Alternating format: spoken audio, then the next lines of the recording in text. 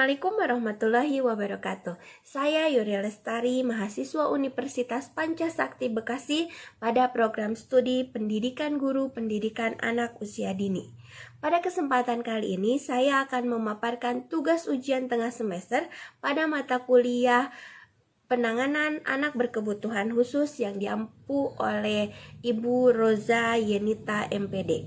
Saya akan memaparkan anak berbakat atau gifted atau talented. Anak berkebutuhan khusus tidak selalu merujuk pada disabilitas secara fisik ataupun mental, tetapi juga keterbatasan diri dan tingkah laku, emosional, ataupun ketika anak belajar. Beberapa kamus bahasa Inggris, salah satunya adalah Merriam-Webster, mengatakan akan hal ini. Karena kesulitan tersebut, individu membutuhkan bantuan khusus. Selain disabilitas, yang kita kenal, anak gifted atau anak yang berbakat juga termasuk kepada anak yang berkebutuhan khusus. Anak berbakat atau anak yang memiliki kemampuan atau kecerdasan yang luar biasa adalah anak yang memiliki potensi kecerdasan atau intelijensi, kreativitas, tanggung jawab terhadap tugas atau task komitmen yang di atas anak-anak seusianya atau anak normal. Sehingga untuk mewujudkan potensinya menjadi potensi yang nyata memerlukan pelayanan pendidikan yang khusus juga. Anak berbakat sering juga disebut sebagai anak gifted atau talented. Ciri-ciri anak yang berbakat atau gifted atau talented. Yang pertama, dalam kegiatan intelektual, anak tidak cepat puas dengan prestasi yang sudah dia dapat, berani menunjukkan kemampuan, memiliki ide yang banyak, bertindak spontan dan tepat, dapat memecahkan masalah dengan cara yang bervariasi. Lalu dalam kemampuan belajar, anak mudah menangkap pelajaran, memiliki pembendaharaan kata yang luas, berpikir tajam, kritis dan logis, daya konsentrasinya baik, pengetahuan umumnya luas, dan anak gemar membaca sejak dini. Lalu dalam kreativitasnya, rasa ingin tahunya mendalam, sering mengajukan pertanyaan yang berbobot, menghasilkan banyak ide dengan mudah dan lancar, menghargai rasa keindahan, dapat mencari pemecahan masalah dari berbagai segi, mempunyai rasa humor yang tinggi, dan anak gemar menciptakan sesuatu secara berani dengan mengambil resiko dan suka bereksperimen. Lalu, mengapa anak berbakat atau gifted atau talented termasuk dalam anak yang berkebutuhan khusus?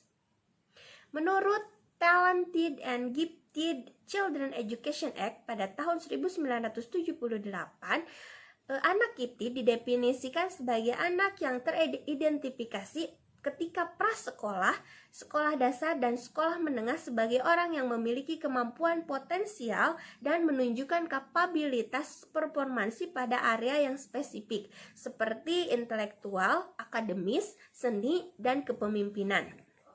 Kenapa anak gifted atau anak jenius disebut anak yang berkebutuhan khusus? Bukannya anak yang jenius dapat menyelesaikan segala persoalan dengan lebih mudah? Psikolog mengungkapkan bahwa anak gifted memiliki beberapa kebutuhan khusus yang sering dia alami. Yang pertama yaitu sulit berinteraksi dengan teman sebayanya, lalu yang kedua yaitu perhatian. Menurut situs resmi Special Need menyatakan bahwa anak gifted sulit memperhatikan ketika dia berada di kelas dan terkadang didiagnosis sebagai ADD atau ADHD. Ketika anak gifted diberikan sesuatu yang tidak menantang atau tidak menarik perhatiannya, maka dia akan mencari hal-hal untuk memenuhi pikirannya dan hanya melamun untuk menghabiskan waktu saja. Ini bukan perilaku yang harusnya disalahkan, justru ini pertanda bahwa anak gifted membutuhkan kesempatan belajar yang lebih untuk merangsang kemampuan kognitifnya. Kebutuhan khusus selanjutnya yaitu motivasi. Anak-anak yang berbakat juga menunjukkan kurangnya motivasi karena ada beberapa alasan, diantaranya yaitu anak-anak tidak tertantang. maka mereka tidak akan bisa tumbuh. Mereka menjadi bosan dan gelisah. Jika kebosanan ini menjadi rutinitas sehari-hari, maka anak-anak akan menyerah terhadap sekolah dan kehilangan motivasi untuk pelajaran di sekolah.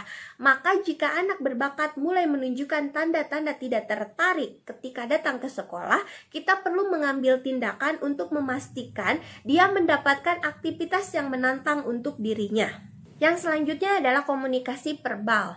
Komunikasi verbal juga menjadi area kebutuhan khusus bagi anak yang berbakat atau talented. Para ahli berteori, kata yang diucapkan dapat menyulitkan anak-anak itu dikarenakan karena mereka memiliki tugas tambahan untuk menerjemahkan ide-ide rumit di kepala mereka ke dalam bahasa yang dapat dipahami oleh orang lain. Tugas kita yaitu untuk membantu anak yang berbakat mengembangkan keterampilan komunikasi verbal yang baik. Sebaiknya kita mendorongnya untuk memikirkan apa yang akan dia katakan sebelum mereka mengatakannya. Penyelenggaraan pendidikan bagi murid cerdas atau berbakat.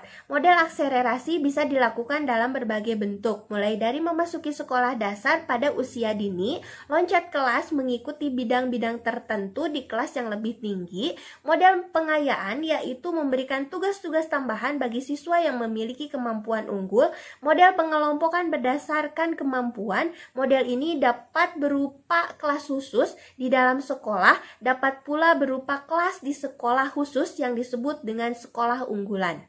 Sekian pemaparan yang bisa saya sampaikan. Terima kasih. Wassalamualaikum warahmatullahi wabarakatuh.